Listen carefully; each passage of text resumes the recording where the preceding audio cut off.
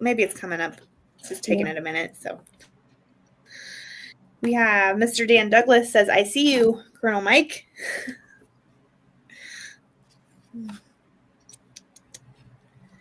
He's one of my just a couple of minutes here. We have a special guest with us tonight. Oh my goodness! I'm sorry. I'm over here clicking. Hey, Mike. We got Mike here today.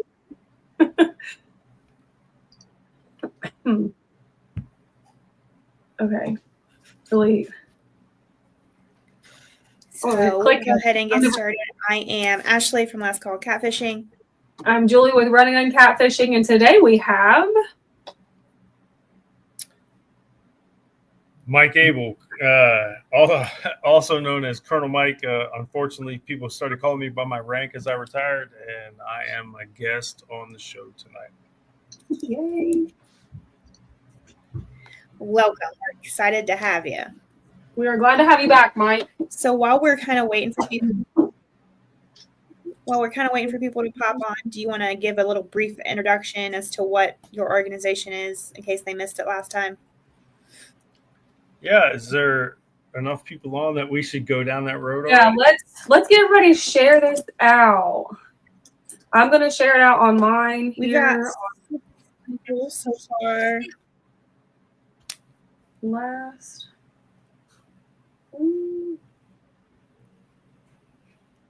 We got to get back to where we were, y'all.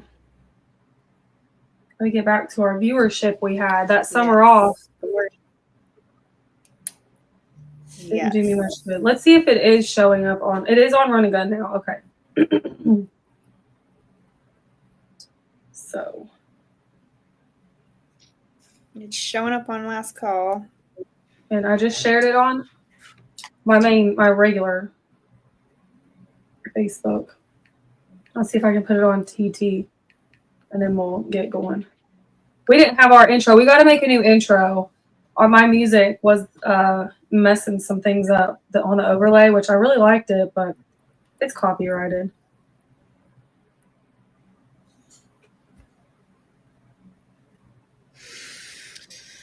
Where's everybody watching from? Drop us a comment. Let us know where you guys are watching from. What state are y'all from?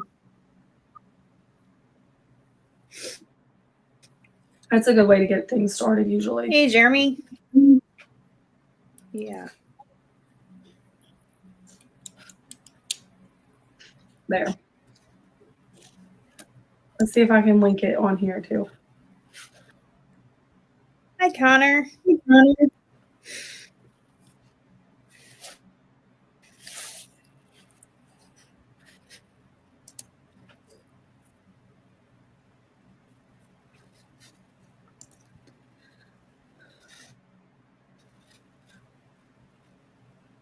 Okay, how's everybody's summer been? Let's start with that so we have some words. How's everybody? Did y'all have a good summer? Busy. Yeah. Yeah. You want some kittens? No. No. Come on, guys. There's one for each of you. No, there's no kittens for me and Julie. We've said no. There's no kittens. No. I mean, if I was still spending a majority of my time trolling in saltwater, I might take a couple kittens. Just like, hate to say it that way, but I've given that a pause. Yeah. So Ashley asked me to introduce our organization. I don't know how many people are on, but I'm going to go ahead and do that. Yep. Let's go. Almost 6 years ago, it'll be 6 years in May. There were a bunch of folks in Kentucky that wanted to work on public lands, public waters, and public wildlife. And we found that connection with an organization called Backwoods Hunters and Anglers. So 20 years ago, this winter, a group of people that worked in wildlife conservation were sitting around a campfire in the Rocky Mountains, and they were talking about There's an organization that's for deer. There's an organization that's for bass. There's an organization that's for trout. There's an organization that's for turkey. There's even the American Catfish Association. There's all these organizations that are for a species, but there's nobody that's specifically for public lands, public waters, public wildlife, and access to the same. And they founded BHA, Backcountry Hunters and Anglers. And, you know, name recognition wise, it doesn't always ring true or ring loudly east of the Mississippi. But the bottom line is, if you fish on public waters, raise your hand, right? Like we all do. If you hunt on public land, that's like 65% of the hunting public. So we're users of public resources that we all own. There's over 850 million acres of public land. Right? It belongs to Ashley. It belongs to Julie. It belongs to me. As I look who's on the chat, it belongs to Dan. It belongs to Connor. It belongs to Jeremy. I mean, it is part of American exceptionalism that we are the only country in the world. There are a couple of countries that come close, but they really fall short in the fact that we can hunt and fish no matter if you're poor or rich all over the country because it belongs to you. And that's what Backcountry Hunters and Anglers was organized to protect. It's what we were very proud to found a Kentucky chapter. It is the mission we were very proud to circle our wagons around and found a chapter 6 years ago this May, so 5.5 years ago about. And we have spent a lot of time, energy, elbow grease, and money making sure that public lands, public waters, and public wildlife stays in public hands. So that's us. That's awesome. What a great organization. So we are looking forward to some things coming up this month, right? For BHA, in support of the BHA in Kentucky. Absolutely. So unfortunately, about 8 years ago, the strongest, most powerful organization in the state of Kentucky that used to advocate for hunting and fishing rights and for public lands, waters, and wildlife rights, and for us to have the same access that our children and grandchildren would have. That organization that I'm not going to name, but that organization fell on hard times. And it was up to us to pick up the ball and run with it, right? It's almost football season. Well, it is football season. It started this past weekend. And, you know, that organization fumbled in their mission. They fumbled the critical mission in going to the Fish and Wildlife Commission and going downtown to the legislature and advocating for our right to hunt and fish and trap and boat and for our access to public lands, waters, and wildlife. And they just straight fumbled it. So Backcountry Hunters and Anglers in Kentucky partnered with Safari Club in Kentucky. So Kentucky Anna Safari Club and Kentucky chapter Backcountry Hunters and Anglers partnered together. And we developed a legislative action committee that goes downtown and works our butt off to make sure that what we have now, our kids will have and our grandkids will have, if not better, right? But at least we pass it down to them as good as we have it. It's that whole leave it better than you found it thought process, right? And that's what we've been doing now for going on 6 years, and we're damn proud of our work. That's amazing. Yeah, we're really excited that we found you all. We're really excited to have partners that care, that really, really care. And on September 13th, right? So Julie alluded to the fact that we have something coming up. So it's not cheap. I wish we could pretend like doing the right thing was free. It's not. At the end of August, me and the team that I work with and our paid for lobbyists met with legislators to try to come up with legislation to further protect our trophy catfish, which I know is extremely important to you guys. And people have asked us, they're like, you're a partnership with Kentucky Anna Safari Club, and you're a public lands, waters, and wildlife organization. And Kentucky Anna Safari Club's motto is first for hunters. So an organization that's first for hunters is partnered with an organization that's first for public lands, waters, and wildlife, and access to the same. And you're putting all this time, effort, energy, and money into saving our trophy catfish. Why would you do that? It doesn't seem like that's in your wheelhouse. It's absolutely in our wheelhouse, right? Like, it's a public resource. Those trophy fish in the Ohio River are a public resource. And if we can't fight for that, we can't fight for anything. So we've spent 2.5 years trying to get legislation that will further protect these fish. And I think we're close. We're really close. We've had some meetings this past month in August that were fantastic. And we're going to do our very best to do that. But nothing in the world we live in is free. Nothing. You'd like to think it was, but it's not. And we're not going to ask for you guys' donations. We're not going to ask for anybody to just give us money. We're going to throw a damn party. Ask you to come. Ask you to enjoy the damn party. Yep. Party. And when you do that, you have a good time. And then we can use that to make things better for everybody. So on the 13th of September, our largest fundraiser of the year for Kentucky chapter of Backcountry Hunters and Anglers is happening at Jephthah Creed Distillery in Shelbyville. The name of the event is Bourbon, Bands, and Public Lands. It's featuring 3 fantastic bluegrass bands. Michael Pruitt, who's a really well-known bluegrass artist, our very good friends at First Far West, who is a duo that will knock your socks off.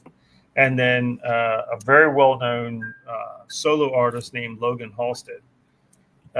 And that musical portion of the event starts about 4 p.m. and goes until dark, basically. But before that, as Ashley alluded to earlier, we're going to have a bunch of vendors there. The Kentucky Fish and Wildlife will be there. Kentucky Fish and Wildlife Foundation will be there. We have multiple actual vendors of outdoor, activities and outdoor equipment. We will have seminars. We're going to have air rifle archery competition. We're going to have a bunch of stuff going on between noon and when the bands go on at 4 p.m. And right before the bands go on at 4 p.m., we're going to have a public lands rally where we talk about how important it is to support our public lands and waters. And I'll just tell you, there's probably nobody on this podcast, there's probably nobody on this live stream that fishes for trophy catfish on private water. I'll wait for that person to say that's who they are. It really doesn't happen, right? So that's one of the things that we're trying to break through. Backcountry Hunters and Anglers in Kentucky, we are for public lands, waters, and wildlife. We're trying to break through with the idea that there are states where your public waters are not actually public. Our good friends in the Illinois chapter have been fighting forever to make sure that the public water was public, because there's a law in Illinois that if a landowner owns the east bank and the west bank, they also own the bottom of the river. So you can float through, but you can't throw an anchor. You can float through, but you can't touch the bottom. And that's a lot of Western states are that way too. And that's how they make public water not public. So we're really fighting hard for that. But also on the 13th, we're going to have over $10,000 worth of raffle items that we are so thankful have been donated to us. A couple of really high-end kayaks and some other interesting raffle items. We are partnered with Country Boy Brewing, which if anybody drinks beer in Kentucky and you don't know Country Boy Brewing, you have lost your mind because they have fantastic beers. They have honored us with a Public Lands Pilsner that they're going to debut at Bourbon Bands and Public Lands on the 13th of September at Jeptacrete. In addition to the raffles, the debut of the Public Lands Pilsner, the incredible raffle items. We also have the normal stuff like really cool food trucks, really cool like presentations. You two ladies are going to be there as vendors to talk about the wonderful work that you do with veterans, right? We are going to be there. Yeah. Yeah, and we're so thankful for that. So it's going to be a fantastic event on the 13th. All the money we raise will go to, we are a 501c3 charity. So all the money we raise will go to our mission. It won't just go to our legislative action committee that fights for our right. I always want to, so this is how old I am. Every time I say fight for our right, I want to start screaming the Beastie Boys song. You guys are probably too young. No, I know that one. Too young to remember that one. Yeah. Fight for your right to party, right? We're going to fight for you. Yeah. We want to fight for your right to fish and hunt. I mean, I hate to say it that way, but that's what we're doing. And it's not free. So we're not going to just like ask for donations or put a GoFundMe site up. We're going to throw a party. And that's what we're doing on the 13th of September. We're throwing a festival. There's going to be fantastic music. There's going to be incredible raffle items. There's going to be competitions. There's going to be seminars. There's stuff for kids. There's stuff for adults. It's going to be a fantastic event, and we really appreciate you guys helping us promote that. Yeah. Is it free for people to get in there? Or do they have to pay an entry fee? It is not. They can buy their tickets at the website I sent you earlier. Julie looks like she's about to explode. It's making me so mad that I am glitching so bad. But this is a little bit better. It's just, sorry. Sorry, guys. Well, I'm a bit of a distraction. No, you popped back up with such enthusiasm. I thought you were going to start screaming at me and Ashley. No, I'm getting so mad. Look at me. I'm stuck again. I'm just going to have to keep the camera off. I don't know what my problem is. I'm sorry, guys. No, you're fine. You're fine. Hang out without, like, seeing me stuck and froze is driving me insane. So we're going to hang out like this. I'm sorry, y'all. Okay, proceed. I'm sorry. It's all good. But the website is scrolling at the bottom of the screen here that he was talking about. You can click on that link and it'll take you. Yeah. So we want to see you all there. Come hang out with us. It's going to be a fantastic time. The city, we just went and they had a concert there this Saturday, and we just went and hung out and checked out like just the Shelby County, Spencer County, you know, that whole area. Shelbyville, of course, is the city, but we just checked out that whole vibe, and they really support their local tourism, and the things that their local tourist activities are doing. But to answer your question, you can buy your tickets online at that link that we have that I think Ashley has at the bottom there right now, and the tickets are at a discounted rate if you decide to buy them before the door, right? So a single event ticket's $15 if you buy it before the 13th. If you show up, it's only $20. It's not a huge deal.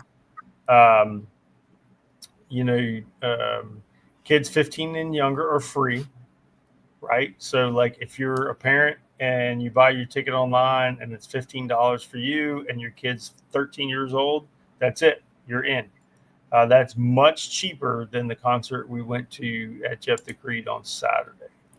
So we want everybody there. We want everybody to participate. Jeff the Creed is a distillery that's on the bourbon tour. Like, it is a really cool venue. And we're really proud that they're hosting us to be able to build our outdoor recreation, hunting and fishing community, and to raise a little money to help us defend our public lands, waters, and wildlife. That's awesome. Yeah, it really is a community, like you said, like having these events and getting all the hunters and anglers together. It gives them a sense of community, as well as our veterans. Like, that's what we keep hearing, these events that we're doing, that's what they miss. So we're excited to be a part of it. Yeah, I cannot wait to go. I'm so glad it's close enough to home for us to, travel and whatnot. And I'm looking forward to meeting you and meeting everybody that goes. Well, Julie, you need to get your business casual on. Yeah. You need to get your business casual outfit ready. Business casual, gosh. Not for this event, but to help us testify.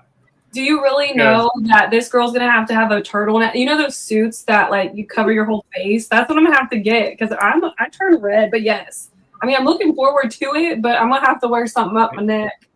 If you wear a burqa, I said that you could do that. Yes. I spent a lot of time in the Middle East in the Army. I spent 26 years in the Army in the infantry. And if you wear a burqa, I'm going to lose all respect for you. So just wear some business. I don't have a burqa. Well, you just said one of those outfits where you cover your face. That's what the No. Like, I'm talking anything, but just a hot. No, I'm talking about like those blue ones or that people wear for Halloween. Okay, that's not going to work either. So here's the deal. You and Ashley are experts at what you do, whether you realize it or not. You're experts. And becoming. So we are fighting to protect the resource. And when my team goes to Frankfurt to testify, and it might not be me, it might be the three guys that are on my legislative action committee. We have to work that out and figure out who's going to be the best spokesperson, et cetera, et cetera. We have to have experts like you and Ashley and Jeremy and Justin and David and Dan and Aaron. We have to have people that are on the water, that know what the hell they're talking about. And we have to pick very carefully who's going to be there to speak and testify. And when you testify, it's nothing different than testifying in church. Like, if you testify in church, you're like, Jesus is my savior. It's that simple. You come up there and you say, look, we need to protect these trophy fish, and the efforts that this legislative action committee from Backwoods Hunters and Anglers and Kentucky Safari Club are doing, that's a good, honorable thing. If you say that, you're a hero. You don't have just putting it out there that we're gonna be working on this. We're gonna be testifying in committee and trying to transition from bourbon bans of public lands just a little bit, and I'm sure we'll come back to it. But just so everybody knows, from the last podcast, we are still working our fingers to the bone to try to get the first step towards better protecting the trophy catfish on the Ohio River. Yes. And Dan, thank you for the outfit advice. Come as you are for the event. Dress up on the floor of Congress. Could you guys imagine me on the floor? Like, yeah, actually, yeah. Yes, I'm gonna be great. I'm gonna be nervous, and that's why we gotta really hammer down this outfit. I'm bad at interviews. I'm bad at like public things. I can do this all day. I can zoom into that all day. I mean, I'll turn red, but you don't see it as much. Well, don't worry about it. We'll rehearse, and it's your heartfelt opinion that matters. So you don't even. We'll just rehearse who's talking when, but it's your heartfelt opinion that matters, because everyone agrees that we have to do better for this resource. Like, we had a town hall in Bardstown a couple weeks ago, and we had a couple biologists from the department there. We had some tournament catfish trophy catfish people there. We had some just recreational fishers there. We had some tournament promoters there. We had a good night, and we had a really, really good discussion. And I can tell you that there is some general consensus across the board from everyone that is a meat fisherman that puts out jugs and bank poles and limb lines, all the way up to the commercial cat fishermen. There's some consensus that we have to do something, because if you look at where we're at on the Ohio River in Kentucky waters, north of the Cannelton Lock and Dam is now just one flat or blue over 35 and one channel over 28. Doesn't matter who you are. And south of the Cannelton Lock and Dam, it's one blue or flat over 35 and one channel over 28. If you're anybody other than the 15 specially permitted lower Ohio River trophy commercial catfishermen, those guys are at 40. So blues and flats at 40 inches and channels at 30. And we had a fantastic discussion about that at that town hall in Bardstown 2 Tuesdays ago. I'm very thankful for our BHA event coordinator, Josh Wrinkle, for putting that on, and for everybody for showing up. Our chapter chairman, Dan Douglas, was there. Our 3rd district director Derek Tolles, was there. We had a really good meeting, and we took a lot of questions, and the biologists got to talk. So if you guys want to transition off of, we can talk about how much fun it's going to be at Bourbon Bands and Public Lands, and we can talk about how important it is to raise money to support our efforts to go downtown and to pay for professional lobbyists. And we would all like to think that politicians are going to do the right thing for hunting and fishing and boating and trapping and public lands, waters, and wildlife, but they're not. If we're not downtown telling them what the right thing is, they're not going to do the right thing. And that's not free. So we talk about all that now. I've thrown it all out there on the floor, Ashley. So if you got questions, we can go from there. Did you know that there is a petition in Kentucky to get rid of the restrictions? Did you know that was going around? To get rid of the size limits that are in place currently. Yeah, there's like 5 petitions running around Kentucky right now. And I'm not sure that they're going to influence our Fish and Wildlife Commission in any significant way, to vote in any significant way, but they're influencing the public to participate, which is fantastic. That is fantastic. Yeah, we saw it when we were down there.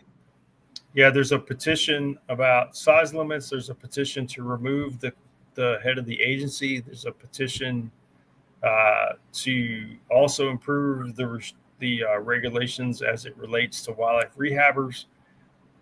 There's a bunch of petitions that hit recently.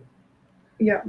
And any of those petitions increase the public's participation and involvement in fish and wildlife. And in my personal opinion, that is fantastic.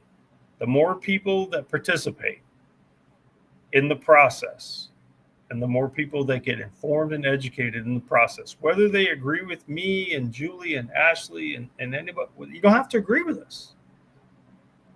But when 2 people go to the Fish and Wildlife Commission and say, this is important, we get ignored. When 20 people go to the Fish and Wildlife Commission and say this is important, we don't get ignored. So the most important thing is that we are involved, and we try to be informed, and we try to do the best we can to make sure we leave it better than we found it for our kids, our grandkids, and our great grandkids.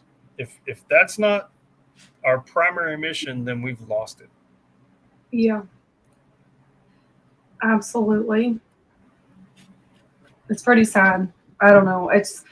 I haven't been able to fish as much this whole summer with the way that things have changed in our lives with Charlie's job and whatnot.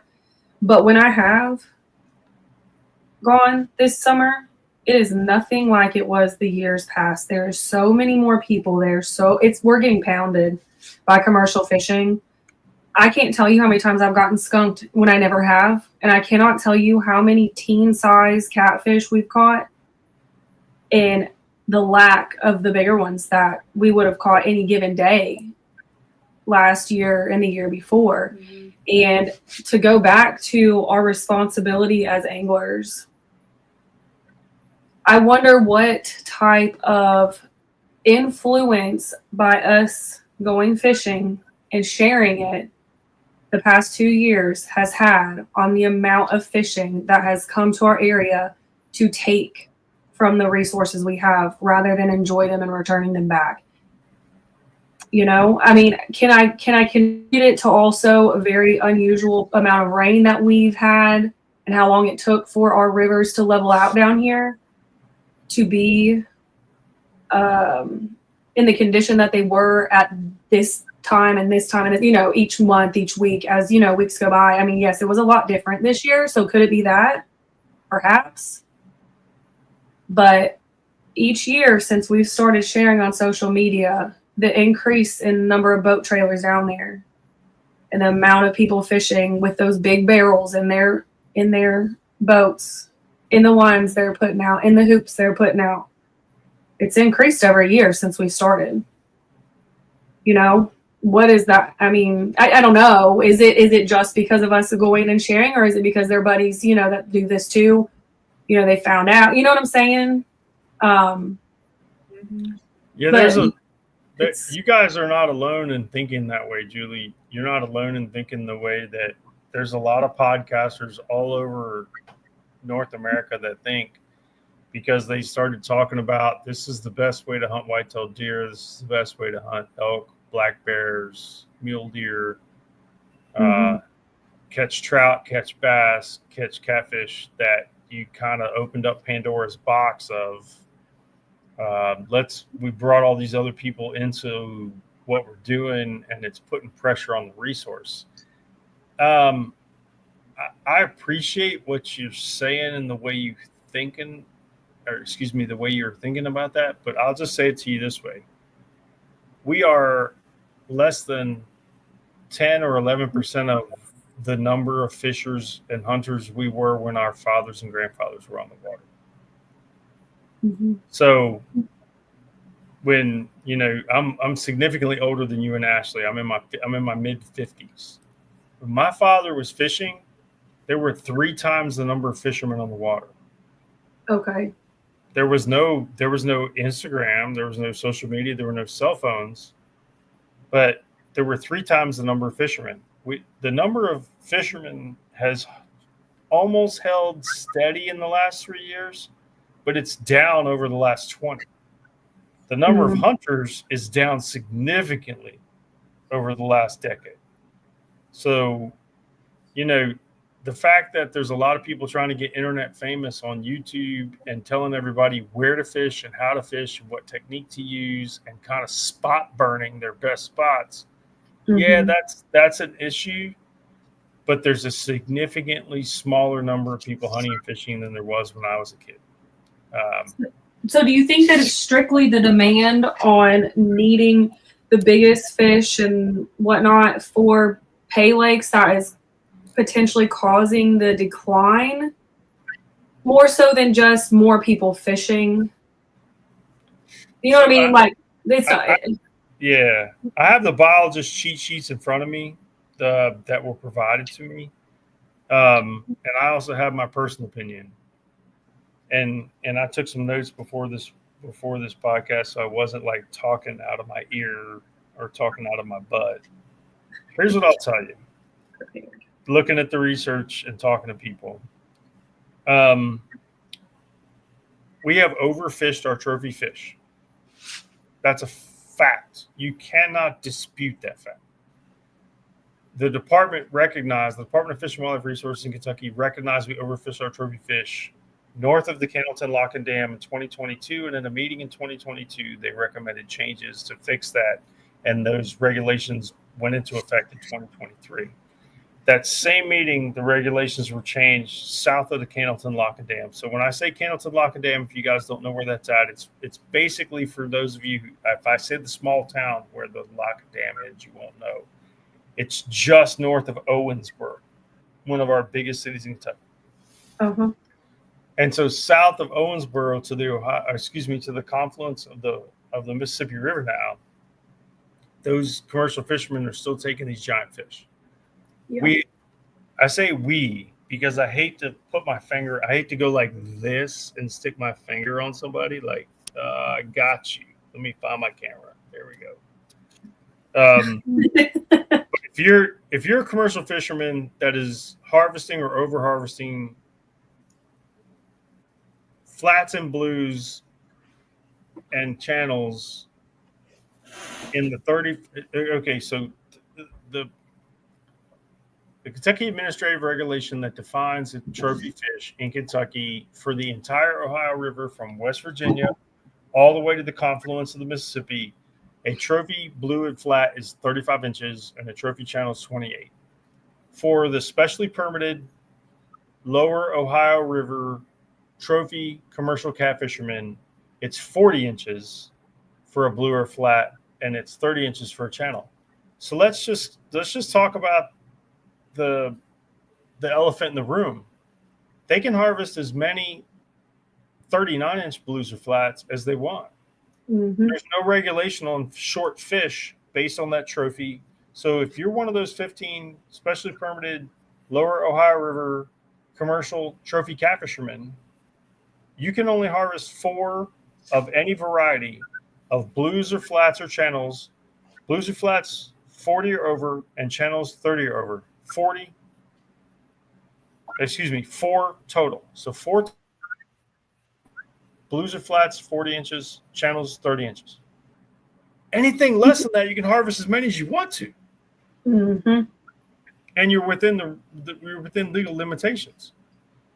If you're a commercial fisherman anywhere on the river, you have the same regulation from West Virginia to the confluence of the Ohio River with the Mississippi River. You have the same regulation, 35-inch blue or flat and 28-inch channel. 1, you can harvest as many short fish as you want. So you can have 25 34-inch blues in your boat and there's no regs. Mm-hmm. You can have as many 27-inch channels in your boat and you're legal, completely legal. And then we hear testimony like you just made, Julie, that no one's out there catching big fish anymore. Yeah, it's gotten so much harder. And it's just interesting. I mean, I don't think, and again, Charlie's working out of state, so he's not here to fish after work like he used to be several days in the week. But I don't know that he's caught or put anybody on a 60. If he has, it's only been a time or two. And I mean, that used to be a every other trip occurrence. I mean, it was nothing for us to catch a 30s and 40s was like an average weight for us. And I can tell you, I don't think I've put anything in the 40s, which again, I've fished way less than he has because of whatever, just running around with the kids and stuff. But it's in tournaments and whatnot. I don't really fish tournaments, and that's other places. But anyway, you know, it's just like, wow, it's so much different than it was last year. I mean, it's crazy. Yeah, and I'm not an expert, right? Like, I'm not a commercial catfisherman. I mean, I'm a recreational fisherman. I am a fisherman. It basically, if my wife wants to fish for it, we do. And and she's a fantastic fisherwoman. She caught some family records last year of different species, some giant fish last year. Awesome. And I love putting her on big fish as the quote unquote captain of our boats. But I will tell you that the department and some other agencies encouraged commercial fishing over the last 8 to 10 years. It was not encouraged to take catfish off the river. It was encouraged to take Asian carp off the river. Mm-hmm. And once they figured out that there was a market for large catfish to go to pay lakes that was paying extremely well, that was worth a lot of money, they unfortunately got into the business of doing it. So we have entirely too many people harvesting entirely too many big fish, and they're selling them to the pay lakes, and it's hurting everybody. So we're gonna try to find a way that doesn't hurt commercial fishermen, that doesn't hurt pay lakes, but puts a stop to this over harvesting of our trophy fish. We don't want anybody to go out of business, but we got to stop the unethical bullshit. Yes. You said you talked to marine biologists. I talked to 2 of them. Yep, recently. Can you share some of that information with us? Sure. So a lot of people think that the wild, wild west of catfishing was a long time ago. It really wasn't. The first regulations on trophy catfish were implemented by the department in 2013.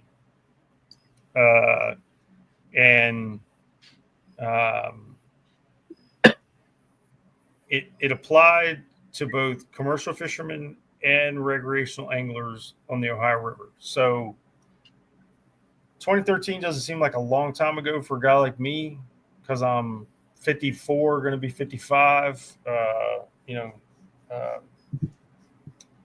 But 2013 might seem like a long time ago for y'all. So before 2013, there were no regulations on commercial or recreational harvest of catfish on the Ohio River.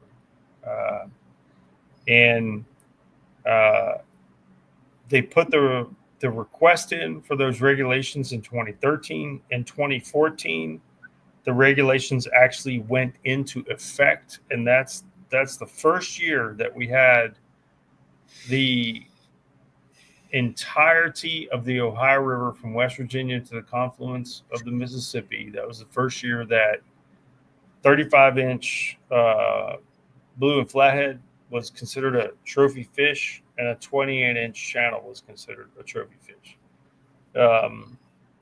At that time, like, we're also a little worried about and a little bit concerned about how many trophy fish the 15 specially permitted lower Ohio River commercial catfishermen are taking. They can take up to 60 legal fish a day off the river. How many short fish, 39 or less, et cetera, they're taking concerns me as well. But back in 2013, when they passed the regulation, it took till 2014 for the regulation to be in effect. That number wasn't 15, it was 50. There were 50 that were allowed to take 40-inch trophy blues and flats and 30-inch channels and as many short fish as they wanted. Which, when you look at that, ladies and gentlemen, look at that. Like, if I'm a specially permitted trophy commercial catfisherman and I can take a 40-inch fish and I can take, the reg says you can take 4 total per day, and it's an aggregate total. You could take 4 channels over 30. The biologists tell us that's not going to happen. A 25-inch channel catfish is a unicorn. That's a giant. And that's a 22-year-old fish. I have the graphs here from the biologists to tell me how old those fish are. Wow. But,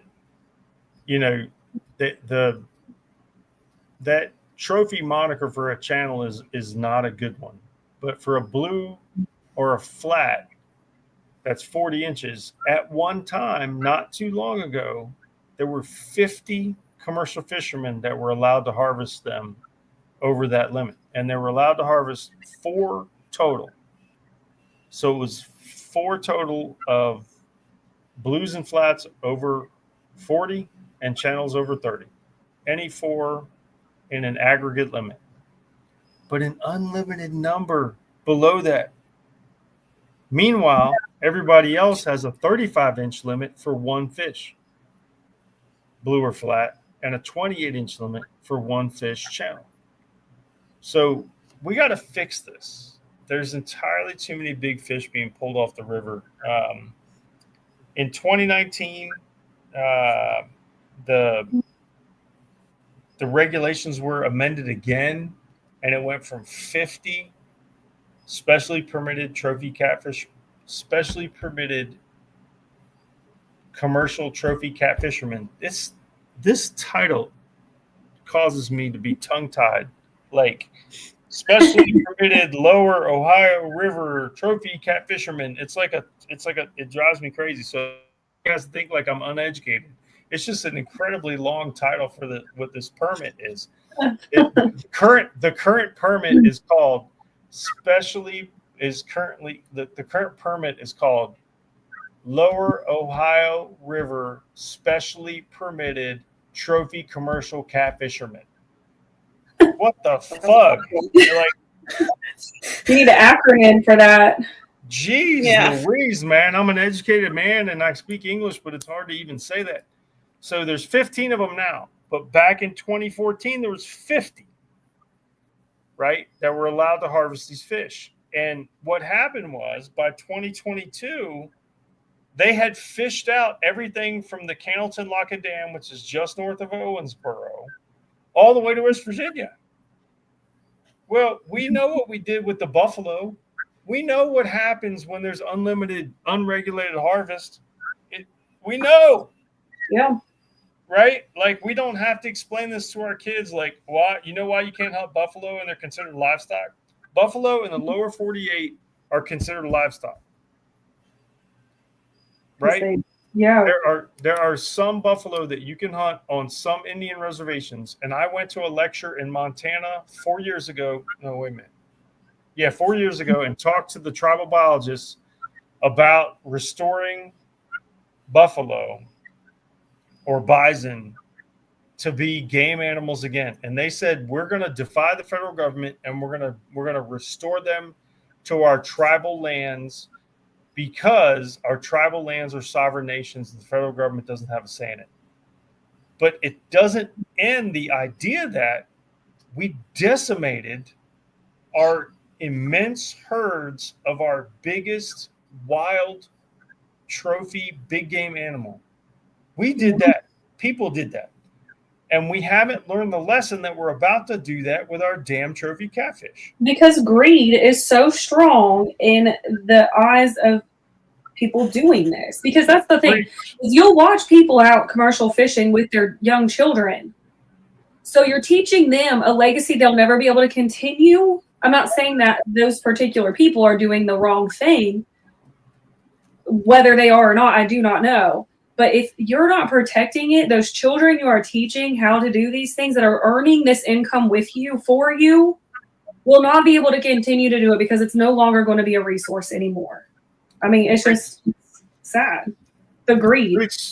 Preach, sister, preach. I'm here for it. Take me to the Congress. You're on it, and we're going to take you to the Congress. I don't even know. I need to learn about the government. No. But it's not just here. Go ahead, Ashley. It's not just here. Like, it's affecting them all the way down to Louisiana and Mississippi. If you think that they're just in Ohio, they're not. Like, they're figuring out ways to go down south because, like you said, they've taken all of our trophy fish along the Ohio River clear to West Virginia. They're now down in Alabama. They're in Mississippi. They're in Missouri. They're everywhere. And, I know that if this starts getting shared out into these little groups of fishing and whatnot, these big mega groups on Facebook, there'll be a lot more people in here talking about it. And I'd love for them to come in and talk about it. Like, I feel like, us having these podcasts with 11 people, let's share these out to these Ohio River Facebook pages with hundreds of thousands of people to come in and hop in on the conversation. I will volunteer to debate any of them anytime at any venue, Charlie Kirk style. Yeah. I mean, Bring it. let's teach them about the BHA event coming up in Shelbyville. Come on, come learn something. Just it doesn't even have to be a BHA or SCI event. I will debate you anywhere, anytime of the efficacy of what you're doing versus the lineage that we're providing for our kids and grandkids. You know what gets me too, y'all? Like, now that we're talking about this, is they're being harvested to go to a private pond that isn't even supporting the very, like, the fish and wildlife. It's you're not even supporting fish and wildlife by doing this. So literally there's no one gaining except for the owners of these lakes. And Julie, it's okay. Yeah. Julie, you're exactly right. And I'll tell you, when this issue was first brought to me by Glenn at ACA, and then I met Jeremy and Justin and Aaron and a few other like heavy hitters in the catfish world, my first reaction was like, we can't be harvesting that many out of the river to go in these pay lakes, because the pay lakes have a 750 pound per surface acre stocking limit per stocking and a 2,250 pound per surface acre annual maximum. Yep. It's like, so they can't be stocking these many fish, these many big fish. And if they're putting all these big fish in their little pond that they call a lake, they should be good to go. If they put 10 in this year, they'd be good to go. And that's when some of y'all educated me and said, no, Colonel. These fish die within 6 weeks of being stocked. Mm-hmm. They can't live in these little ponds. They can't live in this terrible water quality that these ponds have. So they are consistently and constantly having to go out and get a commercial fisherman to catch more. And they're having to pay that commercial fisherman to put these big fish into their ponds that they call lakes, that because the ones they put in July are dead now. Mm-hmm. So if they're going to have big fish in September, they have to put more in there. So it's a constant, it's the law of supply and demand economics. The big fish in the ponds are dying, so they have to go out and get more big fish out of a public resource that belongs to all of us. Hence why Backcountry Hunters and Anglers, who defends public lands, waters, and wildlife, is involved. You're taking a public resource and you're prostituting it by putting it into a private entity, and that private entity is making money off of our public resource. And they're doing it because they're killing the fish they caught 6 weeks ago. That's that is the most unethical shit I've ever heard. I will debate any pay lake person that wants to debate me in public. You say where you want to debate, when you want to debate, how you want to debate this. I will meet you day and time, minute and verse, and we can discuss this. And I will light you up like a Walmart Christmas tree, because you are unethical and I'm being nice by saying unethical. You are earning your living on giant catfish. You're earning your living on giant catfish just to kill them and put more in there. And which goes along to the lines of high fence. How can high fence, if they cannot round up a bunch of deer out in public and stick them in there, how is that regulated? But we can't regulate pay lakes and actually enforce it. I'm sorry, if they're not coming out of a farm raised pond, they should not be in a private pond. When we were kids, me and my good friends that are fighting this, that are in conservation right now, and I'm the youngest one. Well, I'm not the youngest one. I have some friends in the late 30s, early 40s. But I have some friends in their mid 70s that are part of our group that are fighting with this. We all remember pay lakes when we were children. And they were farm-raised fish. Or they were smaller fish that were for eating. You can't eat these old fish and think that it's a healthy thing to do. They've been in the river, like I have the biologist's graphs and charts right here. So for a 35-inch blue, on average, you're looking at a 19-year-old fish on average. So if it has exceptional forage and it has fantastic habitat, it's probably a 16-year-old fish. If it has marginal habitat, marginal forage, it's probably a 22-year-old fish. But that's for the 35. For the 40-year-old fish, you're talking about a 20, on average, a 22-year-old fish. Or excuse me, 40-year-old fish. For the 40 fish. For the 40-inch fish, you're talking about a 22-year-old fish. You think that that's a smart thing to do, to pull them out of the river? I mean, that they generally speak, if you talk to fisheries biologists, they'll tell you that the bigger, older fish are generally, and we're talking generalizations here, are generally your better breeding fish. They're going to have more fry. They're going to put more babies into the water. Why would we take them out of the river? They're terrible to eat. After being in the river for 22 years, the amount of pollution and mercury that's in that meat, that's not good for people to eat. It's not good for your dog to eat. Yeah. So when I was a kid, people went to the pay lake and paid $8 and caught 25, 3-pound fish and filleted them and put them in the freezer, and it was worth the admission to the pay lake because we were all fucking poor. Pardon my French. We didn't have the money, right? Like, and you could go to a pay lake and pay your money, and the pay lake made money. We put a bunch of fish in the freezer. Everybody wins. There was never 25, 30, 35-pound, 40-pound fish in a pay lake when I was a kid. That just didn't happen. Now they're fishing for $100,000. Yes, they're gambling on those fish. Yep, they're gambling on those fish and making more money than they ever should. It's unethical on levels. Like, the people that are doing this are going to get to the pearly gates, and St. Peter's going to go, nope, go take the down elevator. You're going to hell. You're not coming in. You're going to hell. And they're going to be like, well, we were just doing unethical fishing.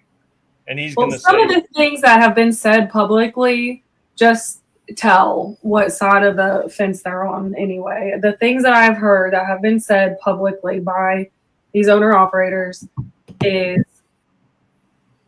awful. It is so sick. And just like Charlie said here, they need to make a law just like they did with chicken fighting. I mean, any kind of abuse towards animals has been outlawed, but why not this? Yeah, so gambling on fishing and making a law that makes gambling on fishing illegal is going to probably be construed by legislators as to affect the tournament. So you have to also think about, like, the people that are on this call and that are in the chat are informed. They're informed people. We are trying to educate and ask for the help of legislators who don't fish. They have no idea.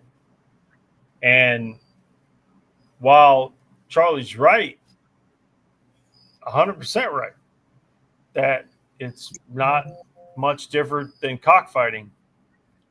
And it's awful and it's disgusting. We have to get to a point where it makes sense to the majority of the legislators in the House and the Senate.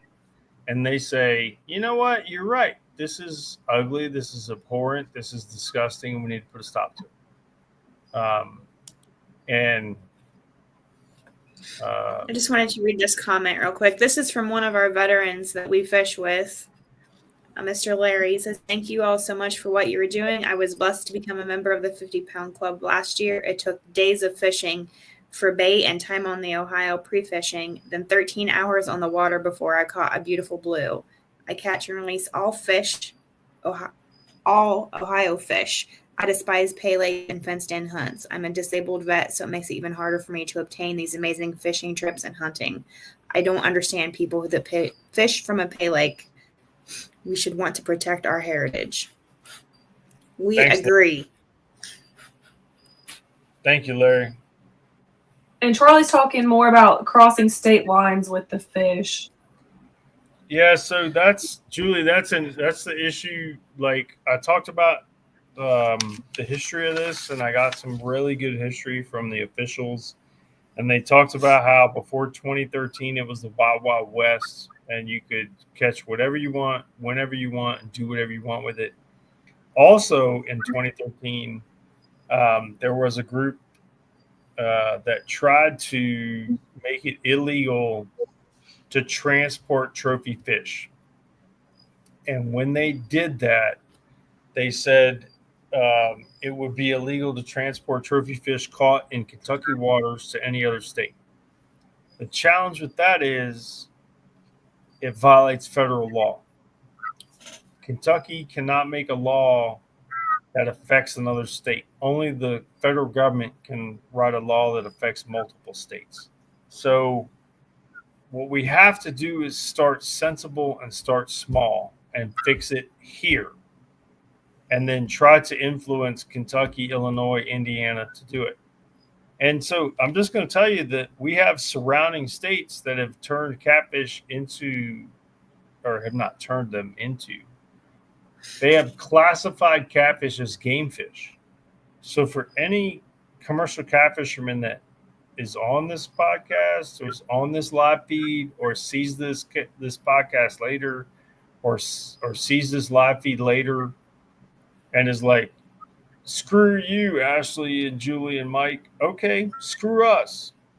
We could push to make, there are 9 species of catfish in Kentucky, only 3 of which do we fish for recreationally. And that's blues, flats, and channels. We could push to make blues, flats, and channels game fish. If we pass a law to make them game fish, they get federal protection under the Lacey Act, and commercial fishermen cannot take any. Zero. Nada. Let's do it. Zilch. Yep. So our current goal is to try to convince, as Julie said earlier, how can you be out on the river with your kid, commercial fishing, and you're exploiting the resource and looking your child in the eye and saying, this is a good thing? Because your kid's not going to be able to do it because you're raping the resource.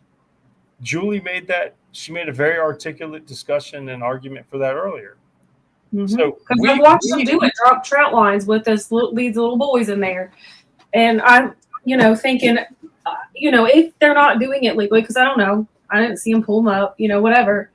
But they're whether it's them or others that they know in this community that they see out there from day in and day out, it's being annihilated. It's not going to be an opportunity for the youth to take in any kind of fishing, let alone, maybe making a side income for doing, commercial fishing anymore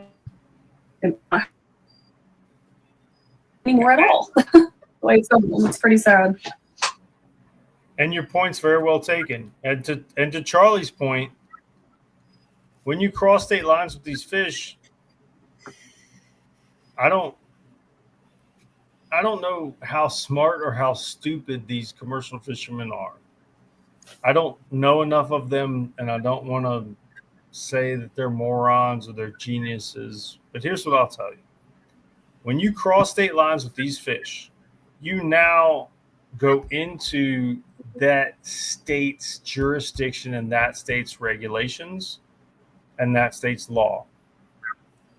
And Kentucky has had a history of being a source for other states' trophy fish that are put into other states' pay lakes. And it's a black market trade, and we're trying to fix it. And that's part of what we're trying to do, right? Like, these fish belong to our kids and our grandkids. And if you don't understand that and you're a commercial fisherman, then shame on you, man. Shame on you. Shame on you. Your kid, as Julie said earlier, your kid's not going to be able to do this. Your kid's not going to be able to commercial fish the way you're commercial fishing. So you're exploiting the resource for your kids, grandkids, and great-grandkids. Shame on you. And But the sad thing is that there are people who are like third generation of commercial fishing, and because that's what they grew up doing, their grandfathers did it, their uncles did it, their dads did it. When we have these discussions on like the Ohio River pages and stuff, that's their argument. I'm like a third generation commercial fisherman. There's plenty of fish for everybody, because they don't see the problem with it. And I bet they're thinking if daddy and granddaddy saw what these fish are going for now, they'd be losing their minds, don't you know? That's probably what they're saying. I mean, that's what they'd probably be saying. The agencies, the Fish and Wildlife agencies in Kentucky, Indiana, Illinois, Missouri, Tennessee are encouraging commercial fishermen because they want them to catch Asian carp. Thank you very much. I was pausing to be kind of dramatic, right? Like, oh shit, I ruined it.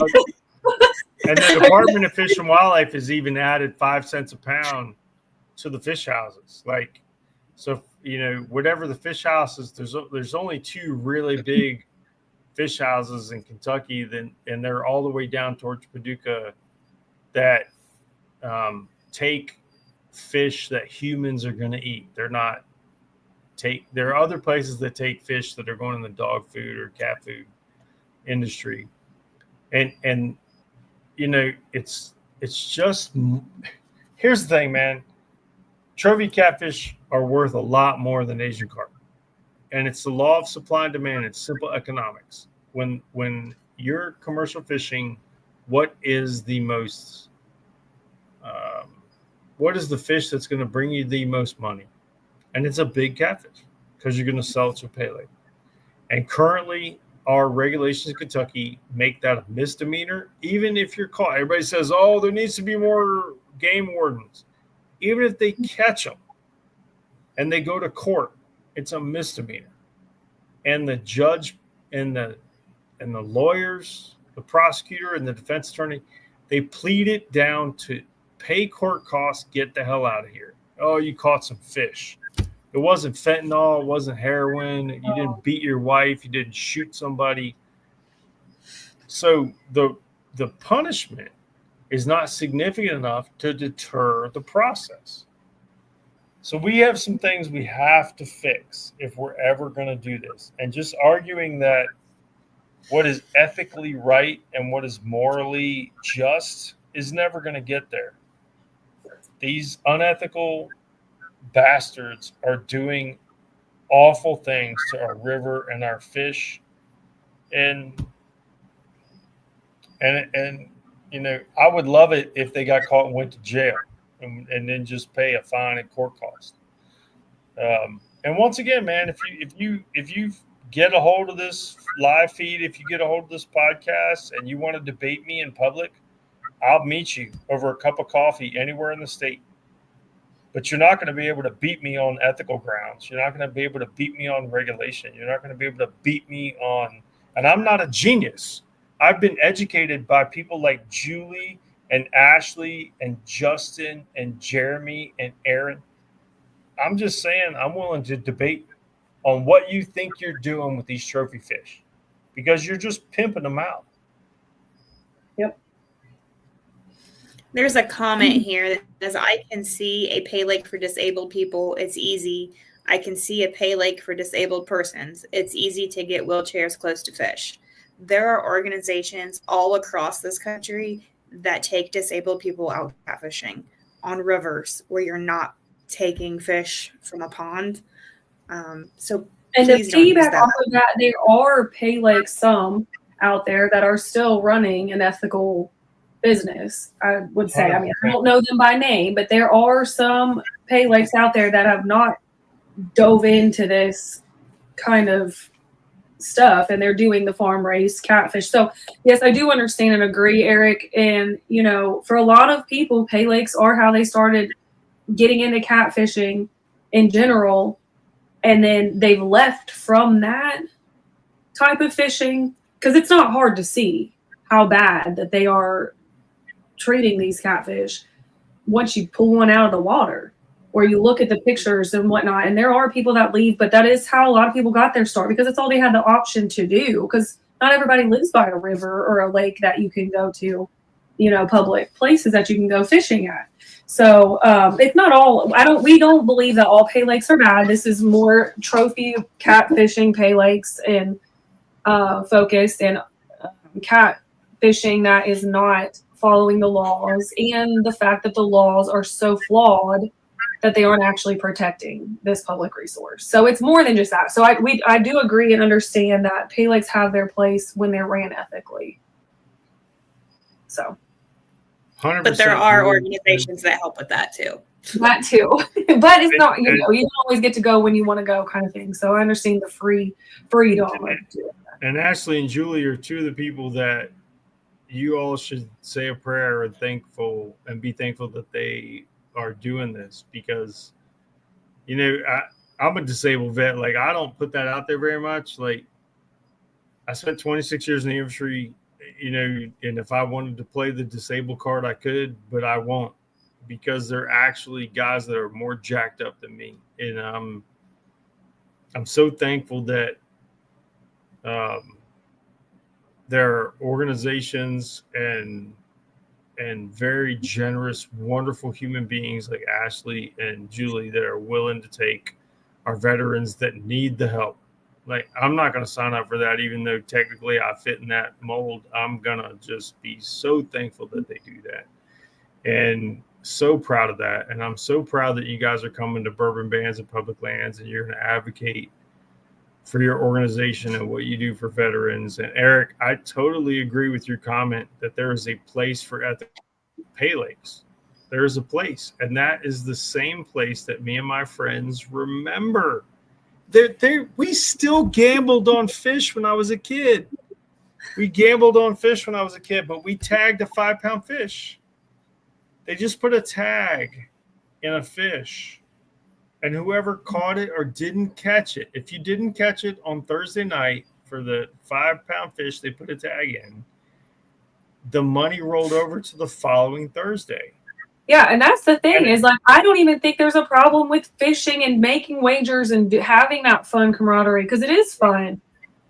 Julie, I'm 20 years older than you and Ashley. We were doing that when you guys weren't born. That was the funnest shit on the planet. We were kids. We would go and can you imagine being a 10-year-old kid and catching the fish that back then would get you like $300? Now we get you like $3,000.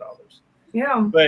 And your dad would be like, "Holy shit, you did it!" Yeah. You didn't just catch dinner. You didn't just catch dinner. You paid the mortgage, right? Like we were doing that shit in 1982.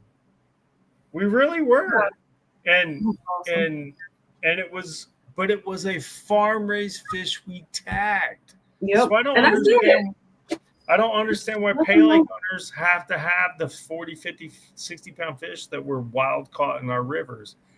I'm not stupid. I understand that a big fish generates interest in it and generates excitement. But when you look at those pictures of those fish with their face all tore up because they've been caught 5 times and they have lesions all over their body because of the chemicals they put in that water, how do you reconcile that? Like, what does it matter what kind of condition that human is getting to those lakes when that's what they're reeling in? I don't care what means, if you had to use crutches, wheelchair, anything. When you see that that's what you're catching over and over and over again, what does it matter? Why would you continue to go back and support that? I can't imagine why you would, and those fish are going to die. If you just put them in those ponds, we keep calling them pay lakes. They're not lakes. They're ponds. Ones. If you put them in those pay ponds and leave them for 6 weeks, they're going to float to the surface and die anyway. Yep. Because the water quality is awful and the forage and the habitat is not sufficient for a giant trophy fish. And we should all be honoring. It's by the dozen. It's not even a fish. It is hundreds of trophy catfish at a time. So anyway, go ahead. Sorry. No, you're right. And I don't know if it was you or Ashley that made the point earlier. Like, if this was a mammal, and I think you made the point with deer. Uh-huh. If this is Yeah. a mammal, there's no way this would continue. Right. So Yeah. we're gonna have a hell of a party on the 13th of September called Bourbon Bands and Public Lands. And we are going to have an insane amount of raffles, very expensive kayaks, some very nice fishing equipment. Ashley and Julie are going to be there to talk about their veterans organization. There's a bunch of other vendors that'll be there. We have some fantastic music starting at 4 p.m. So one of the acts that's going to play is First Far West. First Far West is Josh and Laura Wrinkle, and Josh was part of a Grammy-nominated bluegrass band. Laura is a Grammy-nominated fiddle player, and she can, if it's got strings on it, by God, that child can play it. So the music that starts at 4 p.m. is way worth the $15 online sign-up fee.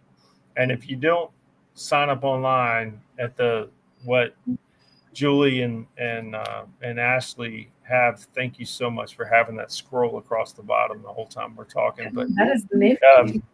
if you guys click on that, you can get your tickets in advance. If you're got a 15-year-old or younger kid, it's free. So it's only $15 per person if you're an adult or 16 or older. And I can tell you, I went to a concert at that same venue, Jeff the Creed Distillery, which is a fantastic bourbon distillery in Shelbyville, Kentucky, right off of I-64. It was double that to get in for a country music concert this past Saturday, and it was still well worth it. So, it's Michael Pruitt, bluegrass artist, First Far West, which is Josh and Laura Wrinkle, and Logan Halstead, which is a big-time bluegrass artist. And then we're going to introduce our Public Land Pilsner. So it's a special beer that Country War Brewing is doing for us. And we got a bunch of other stuff going on. It's going to be a really good time from noon until dark at Jeff the Creed Distillery in Shelbyville. And if you see me there, do they need to bring lawn chairs? What's that? Do they need to bring like lawn chairs or anything? Yes. Thank you so much, Ashley, for bringing that up. There will not be enough chairs. So bring a bag chair. Bring a bag chair. If you're going to be there all day, definitely bring a bag chair. We're going to also have like fun little competitions like air rifle and archery and all sorts of stuff. But it's all about raising money to support this fight, to support the trophy catfish fight, to support the public land fight, to support the deer fight with this CWD and EHD bullshit we got going on. We are going to be on the front lines in defending public lands, waters, and wildlife. And I wish it was a situation where, because we're doing the right, ethical, legal, virtuous thing, we were held in a high esteem. That's not the case. It requires a paid lobbyist to be downtown to do our job and to do our job better, so it makes us even more effective. And that requires raising money. And we're not just going to ask for your donations. As I've said earlier, we're going to throw a party and ask you to come and enjoy yourself. And maybe you put in, $60 in raffle tickets and walk away with a $4,000 kayak. Who knows? I want to do that. But we are going to have a good time. And we're so proud that you guys are coming to support us. So thank you, Ashley and Julie. And thank you for all you do for veterans. And I'm looking forward to seeing you guys on the 13th. Yeah, we're excited to meet you. Yes, we're excited to meet you. Appreciate everything that you and your organization are doing, because it's a lot. I forgot to say this. Our last podcast was all about legislation on trophy catfish, right? Mm-hmm. That's all we talked about, right? Yeah. Stay tuned, y'all. Same bat time, same bat channel. We've had some freaking great progress. Yay. So if you're old enough to remember the old Batman show, No. you guys are too young. God, there's a generation. I'm old enough to be your damn dads. This is what pisses me off.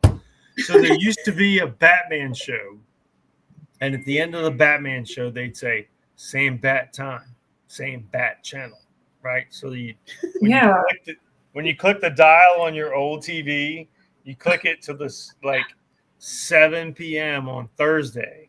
Click it to the channel where the Batman show was going to come on. So anyway, same bat time, same bat channel. Click in, because guess what? We have made some serious progress in law and regulation governing trophy catfish since the last podcast. So we ain't just sitting on our assholes. We're actually making things great again for catfish. That's awesome. Yeah, we will continue to have you on here and keep giving us updates. I'm sorry we didn't get this shared out sooner. We could have had a pretty good show for you, but now that we're back, this was the first one back, so that's okay. We got the rewatch. So if everybody's on here watching the replay, drop that comment. Yeah. We're getting back on schedule, and we will hopefully see a lot of you in Shelbyville on the 13th. And we have Mr. Creole Catfishing is going to be one of our guests here in the next couple of weeks. Then we have Justin to come back on, and hopefully we can get Dave sometime. So we've got some folks waiting for us to get them on here. So the conservation talk is just getting started. We're back at it. And once we get a bill to protect these fish, we're going to need y'all to make those phone calls, to send those emails. Mm-hmm. Because without that, we won't win. We just will not win. So it can't just be a social media fight. You have to be willing to call. We are not losers, y'all. None of y'all watching this are losers. Don't be a loser. You got to show up. Oh, why is Julie's going to testify downtown with us? Because she's not a loser. Right. Listen, I ain't a loser, so I'm going to testify. Shay says, what? You're gonna put on your business casual and get to Frankfurt and testify. Yes, with my tall shirt. I'm gonna do it. Said yes. Me? Yeah. Yes, said yes. What? To go testify? I got you. I already know I'm gonna testify. I'm just gonna be a nervous little Nelly shaking like a leaf up there. No, you won't. I'll talk you through it. I've done it more times than you got fingers. You'll be fine. Yeah. It'll be fun. But Shay wants to know why PETA's never gotten involved with this. Because people for the ethical treatment of catfish don't exist. They're not furry with eyelashes, and catfish aren't furry and cute. That's why PETA doesn't care. Yeah. There's an actual wildlife conservation theory that says if it has long, pretty eyelashes, then PETA cares. Yep. Think about that. Think about all the animals that PETA cares about. They have long, pretty eyelashes. And catfish ain't even come close. There you go, Shay. There's your answer. Happy belated birthday. It was his birthday yesterday. Oh, yeah? Oh, happy late birthday, Shay. Well, I appreciate y'all very much, and I look forward to seeing y'all on the 13th. Yep, I appreciate it. We will continue to share it out and hopefully get some more people to come join us. Right on. But thank you all for hanging with us for our first episode back, and we will see you all next Wednesday or Thursday. Bye. We might change the day. Oh yeah. We may have to switch. Sorry, guys. We may have to switch from Wednesdays, but we'll keep you posted. Yeah. All right. Thanks, Bye. Ashley. Thanks, Julie. Bye. Bye. Thank you. Okay. I swear This